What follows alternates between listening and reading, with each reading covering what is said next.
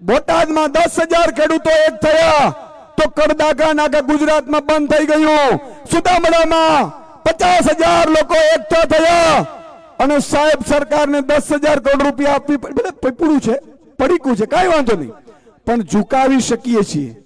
ઝુકાવી શકીએ છીએ કે નહીં?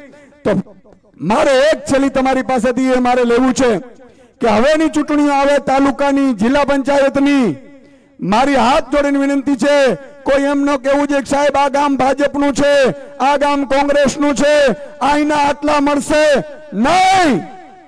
ગામ છે કોનું છે? ખેડૂતોનું છે, ખેત મજૂરો ભાગિયાઓનો છે. બરોબર કે નહીં? અને મિત્રો કોંગ્રેસની વાત તમને કહી દઉં કે ન કહી દઉં? આજે મને પાકા રિપોર્ટ છે, હમણાં આઈબી વાળા રિપોર્ટ આપ્યા કે ભાજપની 85 સીટ આવે છે અત્યારે, હજી એમાંથી જાહે નીચે. કેટલી આવે છે? એને પેપર વાળાને ખબર પડી, પેપર વાળાને કીધું કે ભાજપની 85 ભલે લખી તમે, પણ તમે બીજી કોની છે ને લખતા નહીં. આપણી કેટલી છે ખબર છે? અત્યારે 75 સીટ આમ આદમી પાર્ટીની આઈબી વાળા બતાવે છે. 75 સીટ. અટકવાનો નથી, ઝુકેગા નહીં સાલા.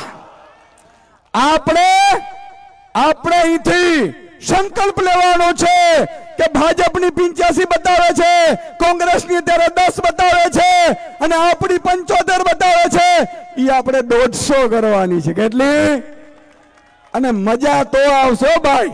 બાકી 2 ધારાસભ્યો અમારી પાસે આવીને એમ કે ના ના સાહેબ તમે આટલું કરશો, ઉદ્યોગપતિનું જો આમ નહીં કરો તો અમે પાર્ટી છોડી દો, મજા નહીં આવે. બરોબર કે નહીં? અમે વાહ ભાઈ વાહ.